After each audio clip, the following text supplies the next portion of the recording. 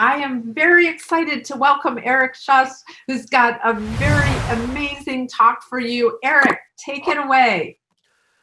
Thank you, Molly, and really appreciate the event and everything you guys are all doing here. It's an amazing way to kind of let us get back to what it can be a little bit more normal than where we've currently been, and that's kind of some of what I'm going to be talking about. Is how do we what is the impact of COVID-19, coronavirus, whatever you want to call it, and kind of how are things going to change going in the future, in my never so humble opinion. Again, I'm making it all up. It's all probably wrong. That's the one thing, I might be slightly more right than somebody else, but these are just the kind of the concepts and ideas that I have been able to kind of that I've been thinking about now. It's been a great morning already, Molly. I loved it. Pep, with the talk about the inventions, inventors, and how we can all come up with these new concepts. And that's also really what this is about. We are at an inflection point. We're at a new point in time that changed the world. Every single person has got to reset. Every person has a new opportunity to be able to look at the way the world's going, how things are going to change, and see how they can individually make that better, how they can come up with that new idea, that new invention. And exactly as Pep said, Monday morning, this is Monday morning. Here's our Monday morning. If you've got an idea, if you've got a concept, if you're looking at the way the world is, this is your time to be able to change your world and everybody else's world. So again, it was great. Pep talking about inventions. Alex coming in talking about science fiction. I mean, Alex Lightman, great friend, great person, one of the best futurists in the world. Really, if you want to, if you want to know somebody who's been able to kind of see the future, Alex is the best that I know. At doing that and understanding how technology is impacting us today and how it's changing. So watching Alex and talking to Alex is always fantastic. And we both all share this love of science fiction. That's why I'm sitting in my space lab in space. And then Vandana talking about dance and bringing that humanity and all of the power of dance and power that she can bring and concepts to bring people together. So it's really exciting. And now I'm going to just slam it to a halt and talk boring business stuff and weird concepts and my stuff. But if you don't know me, my name's Eric SHUSS. I am a kind of a technology geek. I've been just doing tech since I was a little kid, started when I was young, and just love everything to do with technology, but artificial intelligence has always been one of my biggest passions. And I've spent my life trying to make sure I understand where we are with AI today, where AI is going.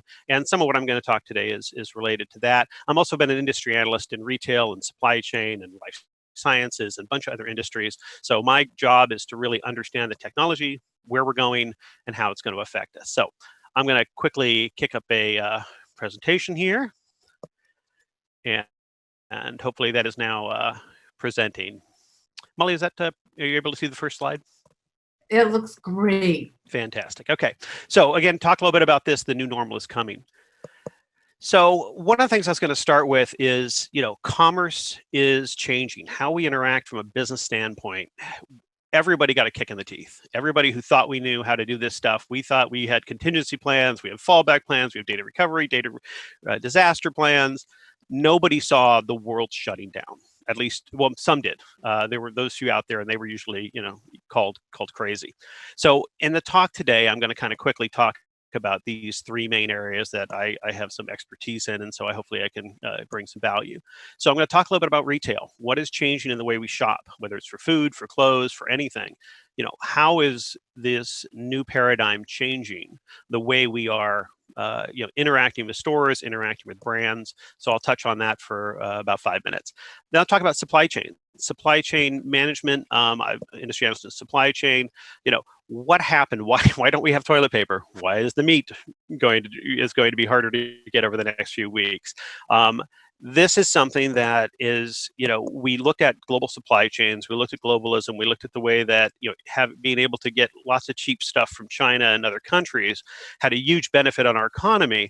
But the flip side of that was, of course, the jobs went away. And we have created this really fragile situation with our supply chains that we saw come to fruition over the last couple months. I'll also talk a little bit about entertainment. I've done work. I've got invested and worked with companies in AR and VR and gaming. Talked a lot about artificial intelligence, how in entertainment, and I love how it impacts, as Alex talked about. So I'll touch a little bit on that. So just to give you a preview of what we're going to be talking about. So when we talk about retail, you know, the impact of what's happened with you when you shut down the world to one of the most important drivers of the economy. I mean, consumers are the vast majority of our economy out purchasing. And you see this chart here that came from Forrester that they're looking at almost a 10% over a $2.1 trillion decline in retail sales just in 1 month. It's pretty stunning, and this is something that companies were not prepared for. Nobody was really prepared for the fact that we would have to just shut down everything. And right now, of course, is the huge debate. When do we reopen? How quickly do we reopen? How do we protect the customers? How do we protect the employees? How do we make sure that everything is fair and equitable? And what about those people who aren't gaining income and aren't able to purchase today? What's happening to them? So when we look at the impact of the coronavirus on retail, it's been pretty stunning. And majority of retail is small businesses in a lot of ways, especially when you look at e-commerce. From an Etsy person on Etsy selling to the deli down the street, the UPS store, whatever it is, every business has been pretty significantly impacted. And how is that going to change? And how do we make sure the next time this happens? Because again, once it happens once, or with 1917, 18, once you know it's going to happen again. So how is this going to change the way we shop? And so in my opinion, the way that this is going to change is basically just speed up the technologies that we've already been working with. So the idea that you've got to really now trust the brands you're dealing with. If you're going to a store to get food, you're going to a store to buy some products, the level of trust that you need with that store for a physical interaction has just gone up exponentially. I mean, I don't think we really thought about it too much before. If you were going to go out to the mall and go to a store, do I trust this brand? Do I trust this brand to care about me? So one of the things you're seeing, obviously, the marketing campaigns now are really trying to kind of push this and explain this, that our companies care, we care about you, we care about our customers, because that is going to be kind of such a new powerful marketing tool and such a new paradigm that we hadn't really worked on before. So trust is going to be I think one of the new commodities. It's one of the new things the brands are going to be able to leverage in a way that they really didn't have to before. If you're a financial institution, yeah, you're trusted. Your food, you hope you didn't get, salmonella. You trusted them. Chipotle took a big hit. But this is now everybody. Every company has to prove that they care about you and they're doing everything they can to keep you healthy. And I think this is going to go beyond COVID. This is going to go beyond, this concept of this pandemic. I think trust is just going to become such a more important element of every company's marketing and processes. Touchless is another one. So in other words, if I can go into a store and I don't have to, I don't have to go to the counter. I can pick up the product without, and put it into a cart and walk right out the door. So, the ability to have touchless interactions is another new way that the systems are coming. I mean, you see it now, food delivery, it's touchless. They're going to drop it off at your front door. This is going to become true, I think, more and more throughout different industries. And frictionless, meaning it's going to be as easy as possible. It's got to be, you're going to want to work with whoever's going to make your interaction as seamless and safe as possible.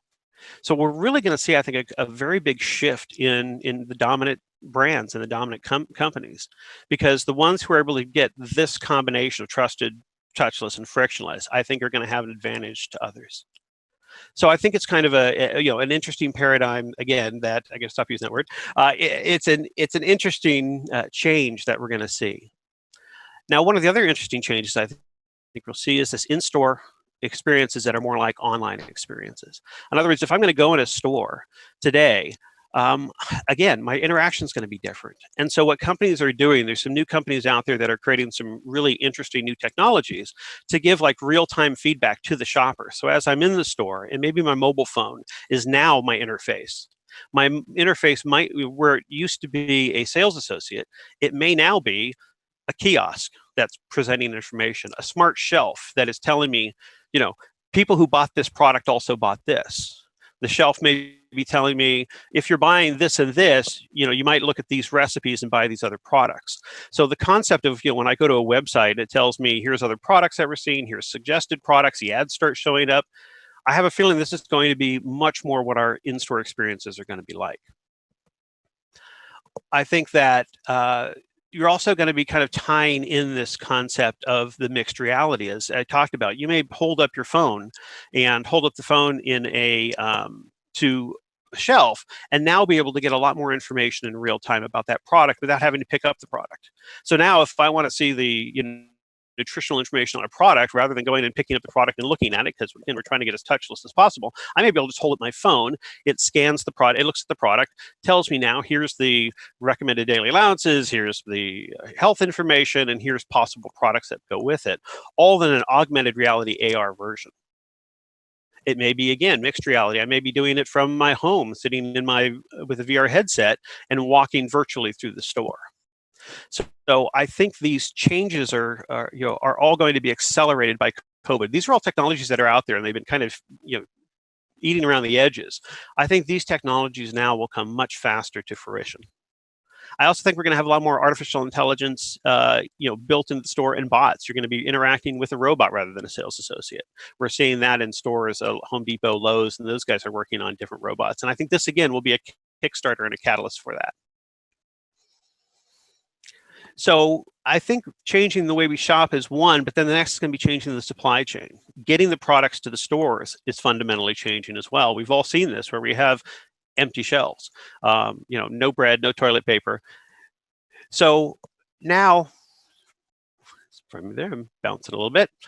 The supply chain itself has shown how fragile it is. So when I heard about the virus, I immediately thought of, we've got the Chinese holiday, we have the big New Year's holiday.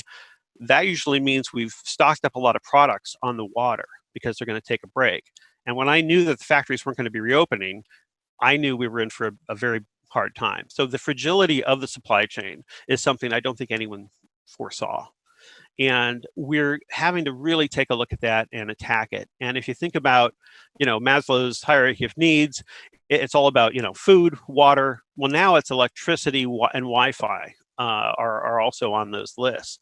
But now how do we kind of recreate our supply chain so those key things have priority? And those key things have enough resiliency and the ability to be redundant and adaptive. And that's the next thing, is the supply chain is going to be changing and have to be a lot more nimble, a lot more adaptive, resilient, and automated. And AI is going to be a big part of that. And automation itself. One of the things we've had, supply chain issues with is eggs.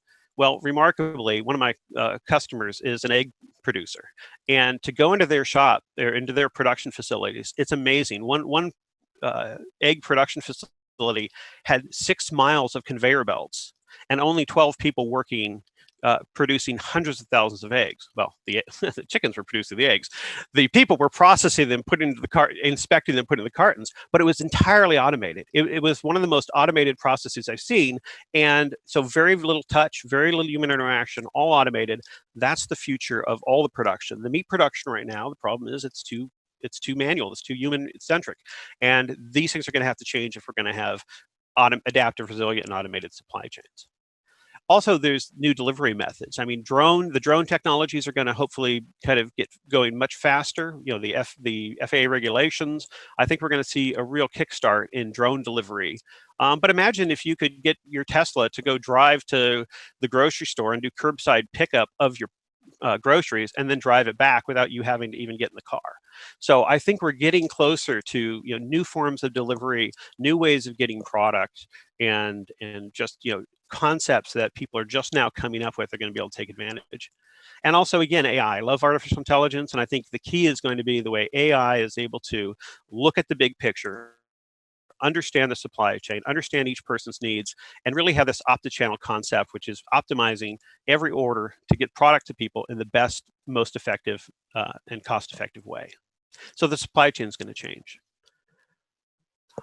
I think in the entertainment industry, we've seen it. One of the major hits, obviously, entertainment's been hit really hard. Job losses have been insane in entertainment and leisure, and of course, we're doing social distancing, so the theaters are opening up much more slowly. Are they going to put 2 seats between people? How is this going to happen? I think again, it kind of goes back to that trusted, touchless, and frictionless venues. Now we're going to have places you're going to go. If I'm going to go there, I want to kind of be in my own bubble. I want to be in my own environment. I want to have as little forced interaction with other people as I have to. Um, and one of the other interesting things is where I talked about in the retail side, we want to create like more online experiences when we're out at the store. I think, obviously creating venue-like experiences while you're at home. So, that doesn't mean you pour soda on the ground before you watch a movie, but, how do we make it so when I'm watching that movie, it's a more interactive and maybe more social experience? And I think we're seeing that with viewing parties and a lot of new technologies. And I think mixed reality, the AR, VR is going to really kind of change that as well.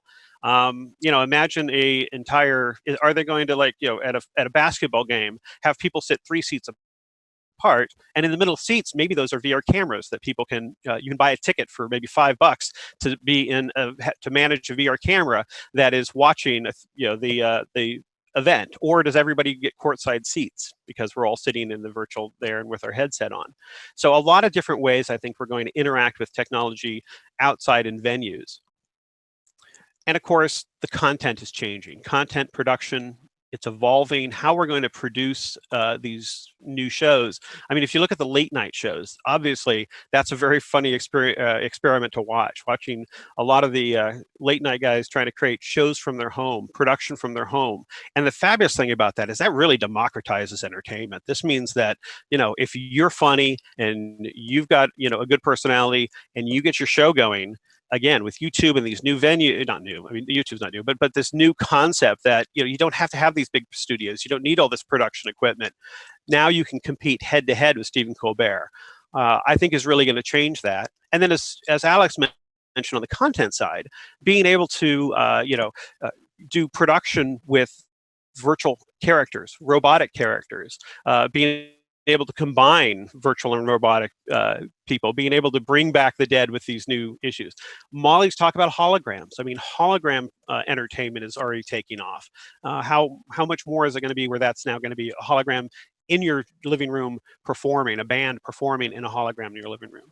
So I think there's a ton of changes that are happening. I think we've got this really amazing opportunity because it is a new dawn. Everyone has a chance now to take a look at every problem and kind of rethink it, have a new view.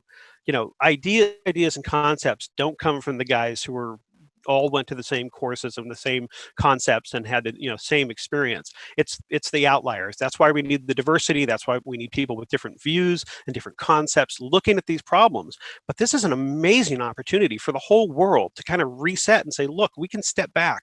Let's look at the problems we have. Let's figure out how we can solve them in new ways. Let's just kind of break down the old rules. How can we do this better? How can we make the world, a much more productive and equitable and just prosperous for everyone? And so that's kind of what I'm looking for. This this is a very difficult time, but I think we really can change the world and make things better. And so I can open it up for questions at this time. Eric, that was fascinating. Thank you. You really put it in context, what's going on. And let me look at the questions here really quickly. I guess the first question, this is one we've actually gotten with multiple speakers, so it comes up a lot. But how long do you think this is going to last, us being hunkered down, as I refer to it this way? Well, I think it's going to be rolling. I'm getting an echo, but I think it's going to be rolling throughout the next several years. I don't think there's going to be globally it's going to hit at different times, even more than it is now. I think we are. I mean, one interesting thing is you look at it is it's changing the way we're doing things. But imagine, I think, like some interesting things. The number of the normal flu has gone down dramatically because we actually are washing our hands and social distancing and not going out when we're sick. I mean, the normal flu kills 30 to 60,000 people a year. So why is it that we're just now figuring out that, oh, that's a bad, we didn't attack that in the same way we attack this. We have a vaccine, but not everybody uses it. We still don't wash our hands enough. So I think a lot of really positive things. I think the normal flu, as you call it, is going to go down dramatically. I think we're going to have a lot better procedures and policies. We're not going to lose 30 to 60,000 people to the normal flu. Maybe we lose 30,000 to COVID and 30,000 to, and 30,000 to the traditional flu.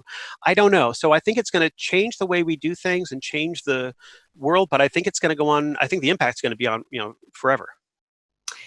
So the next question is, people want to know, what do you have planned next? Oh, I'm what I call a parallel entrepreneur. I'm always working towards a kind of far-off vision-y goal, and of course, Molly, I think we've talked many times. Your concept of the Obi-Wan hologram, fits perfectly with the concept of a guardian angel AI that I've talked about, and I think the hologram may be the exactly perfect embodiment of it. So that's kind of my goal. I believe that artificial intelligence, if each person could have an artificial intelligence, that its goal was to basically maximize that person's potential, physical health, mental health, financial health, data security, monetize their data for them, an AI that basically every person would have their own AI angel, like an Obi-Wan. They can ask questions, but it's also working to help you. And its goal, it isn't run by a corporation. It's all open source, and it isn't run by, and it protects you from governments, corporations, and malfeasance. So that's kind of my long-term goal. That's what I've always been working in. So I sit in the space lab in space. That's kind of the future that I think we can get to, and I think it maximizes the potential of AI.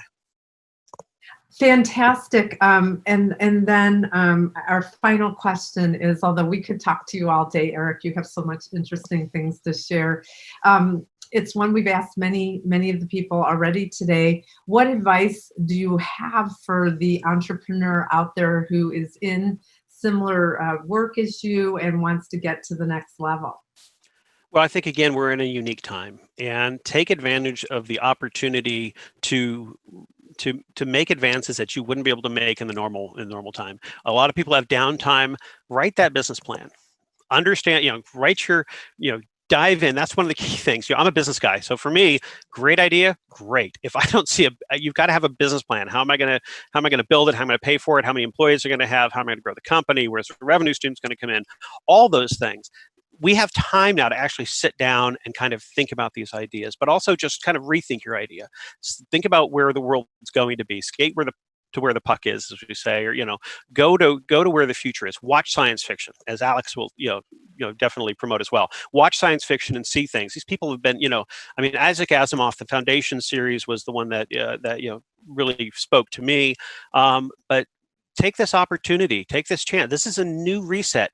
There is no one in this world who can't now come out and make a huge impact by coming up with an idea that nobody else has thought of, and more importantly, implement it.